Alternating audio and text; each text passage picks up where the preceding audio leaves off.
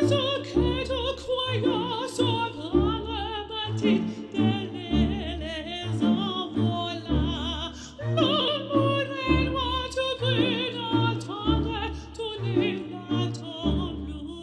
of the fondest memories I have of my childhood were cruising around my block on my yellow Jeep Power Wheels. And being a new father, I wanted to ensure that I could give my daughter those same memories. So I bought her something pretty expensive, but also very special. It's kind of sentimental to me. I bought her a white Super Duty Power Wheels, of course, to match Dad's truck.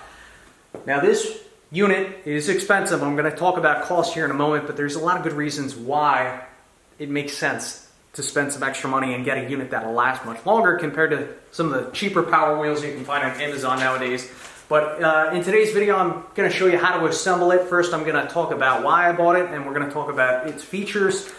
So this is made by Ryder toys. Again, this is a Super Duty truck. It comes in different colors. Of course, I got white. It's expensive. I spent $900 to get this shipped to the house. And if you go on Amazon, you can find cheaper Power Wheels. You probably can find them for $350. But the issue I had with the ones I was finding on Amazon was the cab size of those units were extremely small. And I felt like if I decided to buy one of those, she would have outgrown it very rapidly. It looks like some of the cabs, your kid's only going to be able to use it until they're 3 years old. With this unit, this is a full-size Power Wheels. This is like what we had back in the late 90s. And this is designed for ages 3 to 8. So I thought that it made sense to spend the extra money up front to allow her to have something she's going to cherish until maybe she's 8 or 9. So that's why it makes sense in my mind. Now the max Ryder weight, combined weight for this unit is 133 pounds. The package, it's a pretty heavy package. I think it weighs 101 or 105 pounds, so it's a heavy box. Run time about 60 minutes. This is 4-wheel drive. I believe there are 4 independent electric motors. Now this unit does have a slight lift, and also I believe the axles and steering components are steel, which I really like. On the low speed setting, this unit will travel up to 3 miles per hour. High speed, up to 6 miles an hour. The battery is a 24 volt battery, 9 amp hour, and there is a parental control remote. That's really important because back in the day, we were cruising this thing down the road, we were playing chicken with oncoming traffic. Well, now we have remotes and we can safely steer the unit out of the way if need be. I also believe this unit does have an MP3 player, of course, so we can listen to more Elmo. Aside from that, I really don't know what to expect. So without further ado, let's open up this box and let's start assembling things. So here are all the components on the ground. What are my initial impressions? I gotta tell you, while I was unboxing this thing, I had to pause and chuckle a few times just from the amount of detail that they put into everything. This is definitely not a cheap piece of junk. They spent a lot of time engineering this. I mean, look at the wheels. These are actual steel bearings. Look at the steering linkage. This is all steel. This probably weighs close to 8 pounds. We have actual shocks in the rear. This is all steel. It just looks like this thing was designed very well. And I'm pretty sure the seats, these are real leather seats. I'm not 100% sure. There's a Ford logo in the headrest. Our Super Duty mirrors. I mean, look, there's no lights in these, but the lens there, steering wheel. I guess my main concern with this is that the motors will fail at some point in time. Looks like these are DC brushed motors. And I'm pretty handy. I'm pretty confident if one of these motors does fail, I'm pretty sure I can replace it if I find the components. I'm sure we could buy from the manufacturer too. But I think the gearing, this is all plastic gearing. I'm sure it's greased and lubricated, but I guess that's my only concern if those fail. But aside from that, let's focus on the good. Look at the front end. I think the headlights function too. The tow hooks. These are plastic, but still. So I was telling my father I bought this. I told him, yeah, it's an F450 Power Wheels. He said, is it a dually? And I said, no, it's not a dually. He said, well then, how can it be an F450? Well, we're going to call those super singles. I think he does make a good point though. Really, this should be a 350 or a 250 badging if it's not a dually, but Super Duty imprinted on the tailgate. Here's our dashboard. Maybe headlights, high or low speed. That probably turns the unit on or off. Then we have our drive, forward. I think that's park and reverse. Then we have our little stereo. All right, it is assembly time. Now the first thing I have done is remove the battery from the engine bay, and I have that on the charger. Next, you want to flip the body over, look for the front underside of the body, and what we need to do, we need to fasten the steering assembly onto the underbody. So look for the steering shaft. First thing we need to do is to remove this cotter pin. Now with the cotter pin removed, we're going to bring in our steering assembly, but you also got to ensure that you align the steering shaft onto this slot, which that's aligned, and we're going to get our two brackets seated in the assembly. Then attached to the steering assembly, there should have been a bag with Phillips head screws. We're going to fasten all these screws.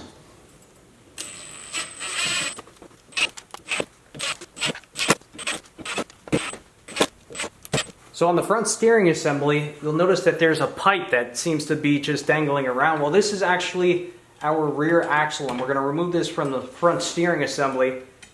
We're going to put this off to the side for the moment. Next, we need to work on the rear suspension, so cut the two white zip ties, one on either side. So we need to attach the rear shocks to the suspension bracket. There are these pins.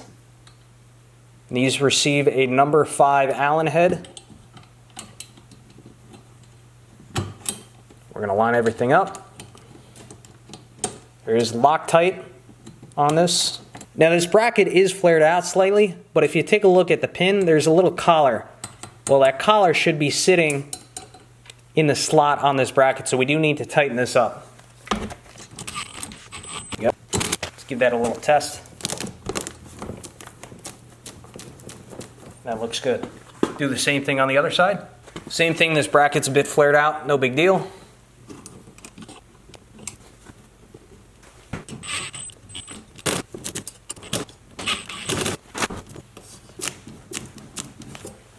So next we need to install the rear axle shaft. So here's the rear axle shaft. What we're going to do is remove one of the nuts and washers, put that off to the side.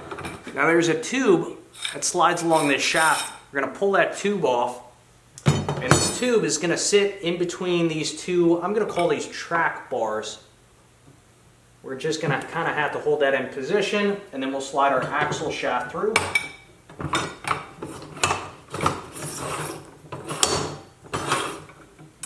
Like that. Alright, now it's time to start installing motors, tires, and hubs. So we're going to start on the back, and it's very important that you take a good look at these motors, because each motor will have a label that notes which corner of the car it goes on. And you got to remember, because the body's flipped, things are going to be backwards. So this is the rear left. So we're going to insert the electrical connector through this hole. Clip everything together. There's our click. And we're going to slide the motor on the axle shaft. Now, very important that there is this plastic cap, and this gets inserted into the motor gear assembly right here. These caps have a tendency to fall out during the shipping process. Found a few of them out of their place, but that's where they go. So we're going to slide this on to the axle, and then the motor's received into this steel hole. Next we'll put our wheel on, and we're going to spin it until it engages with the gears in the motor. Then our washer, our nut. Now I can't really tighten up this nut until I get the opposite side assembled, so let's assemble the opposite side, and then I'll grab a couple of wrenches and just torque these nuts down opposed to one another. But we should push this back all the way through. Okay, the rear right. Electrical connection. There's our click.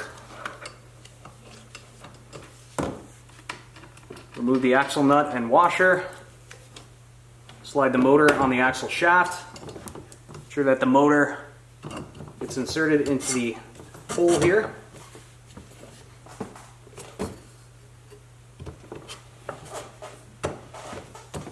Install our wheel. Ensure the teeth engage. Install our washer and nut. So we do need to tighten up both these axle nuts until the nylock nut engages with the threads on the axle. So how I plan to do this, being by myself, I have two 17mm deep sockets. One is 3/8, one is 1/2 inch drive. And I'm just going to work these on opposite ends. Give them a couple turns each. Check both sides. Make sure the nylock is engaged. It looks like both of them could use another turn or two.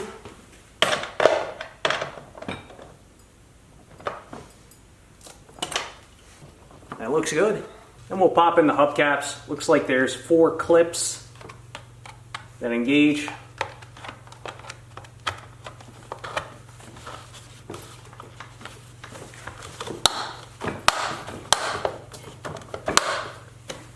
Almost identical procedure for installing the front motors, wheels, and hubs. First, we're going to remove the axle nut and washer. Ensure that we have the proper motor for the specific corner of the car that we're working on. Here's that plastic piece that likes to pop out of these motors. See what it looks like? Just pop that, ensure that's popped in there. We're going to slide this on the axle. Connect our electrical connection.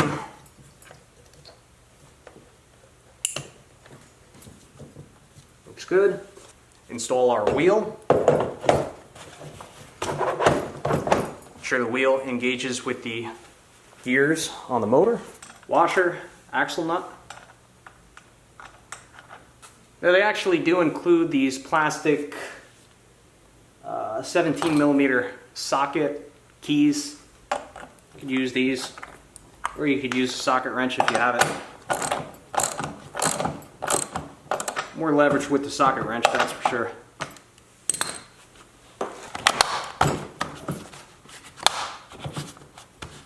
I'm going to do the other front side off camera.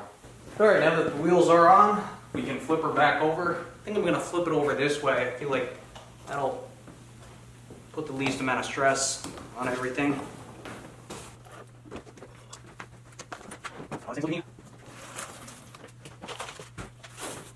Now it's time to install the windshield. A few things to note. Front right corner, we have an electrical connection. After we fasten that electrical connection, we're going to push the windshield into place. Should pop in.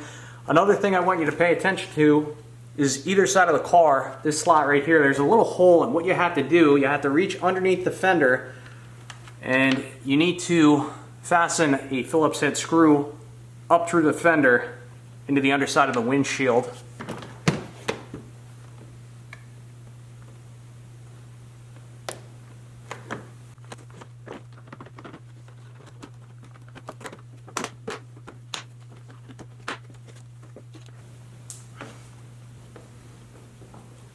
Next, we will install the steering wheel. First thing we're going to do is remove this nut and bolt. We're going to connect the electrical connector. I guess maybe that's for the horn. There we go.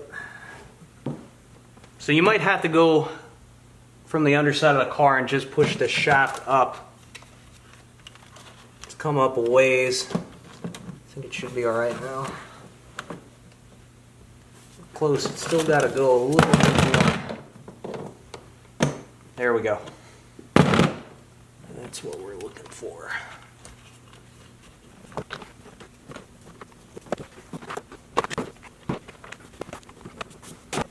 So now it's time to install the seats into the body. First thing you're going to want to do is flip the seats over. Let me try and get you in focus. What you're going to look for is this handle. Pull on this handle and then slide the bench forward. Right, pull on the handle and grab the underside, slide these forward like that.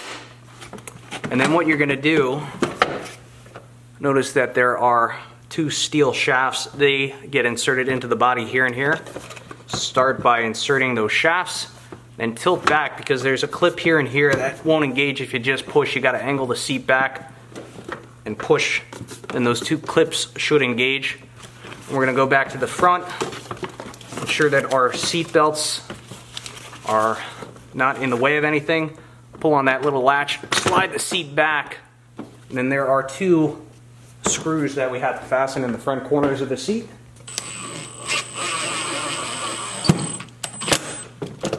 There's one. And there's two. Now it's time to install the searchlight, and same idea as the windshield. First, on the right side, we have this red electrical connector. Then the other thing I need to point out, after we push this into the body and get it clipped in, we have to reach from the underside and put a screw up through this hole right here. If you look at the light assembly, this is where that screw is supposed to get fastened up into the light rack right there. Push this down in here. Let's try in the back. Try and clip it down in the front.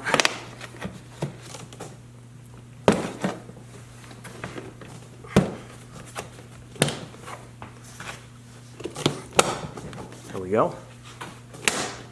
There we go. To be honest with you, I don't think it needs those screws, but we're going to do it anyway. Alright, let's pop in the mirrors.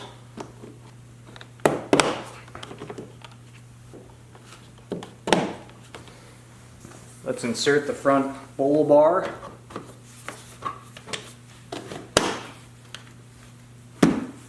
Now for opening the hood, you just kind of have to sneak your fingers under here and pop it up. This is where our battery is placed, but I want to point out where the fuse goes.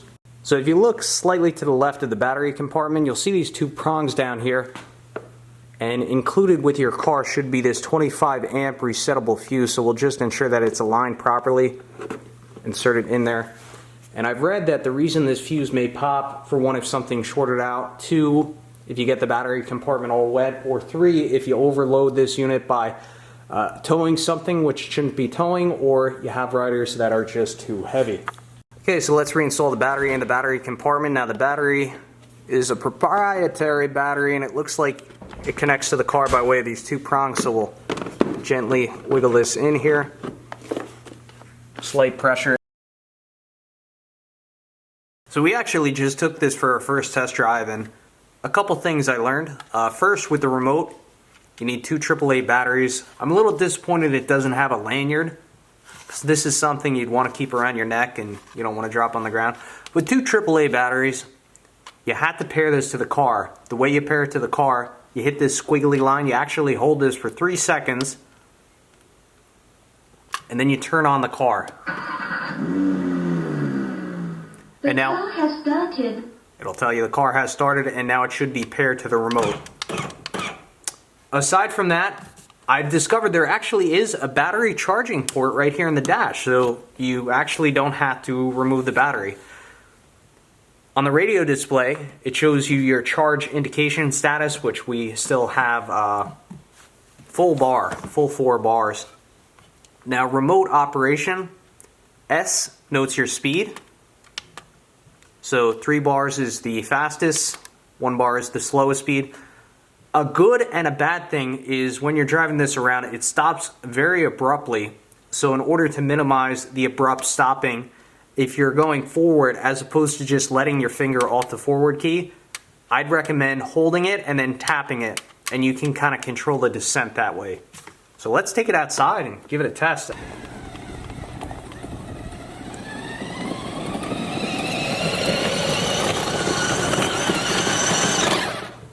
That's what I mean about the abrupt stopping if you hold down the forward key and then you just let go. Now, if you have a little one under the age of 3, which I have a 1.5-year-old, I find that she kind of flings her head forward a little bit with the abrupt stopping, which I guess is a good safety feature if you're about to hit a car or something like that, but if your child isn't old enough to hold onto the wheel or anything like that, you got to be careful about the stopping. So I just want to show you how to kind of gingerly stop. So look, I'm going to go forward, and if I want to stop, just kind of light taps like that. And I tell you, this thing This thing freaking moves. We're in low speed setting right now.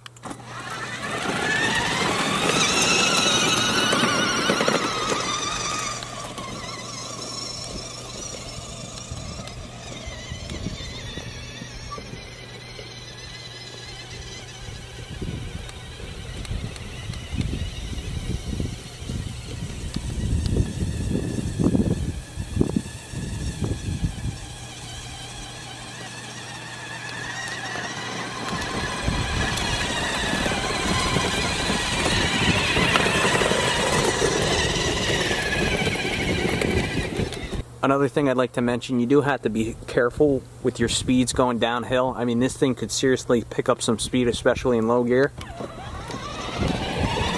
So this is low gear. Watch as we go down the hill here. I mean, you can really get moving going downhill in low gear, so you got to be careful on the hills. Let's bump it up. Let's bump it up into high gear. So we hit speed twice, 3 bars. Now that's high gear.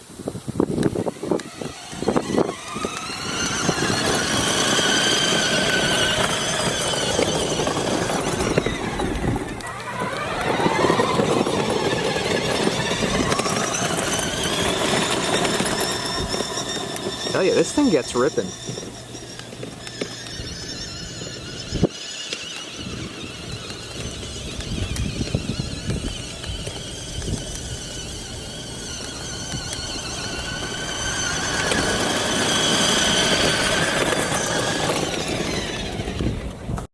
And with that, I'd like to conclude today's video. I'd like to thank you folks for watching. Stay tuned, because at some point in the future I'm going to do a full in-depth review on this truck. But until then, thanks for watching, and I'll catch you on the next one.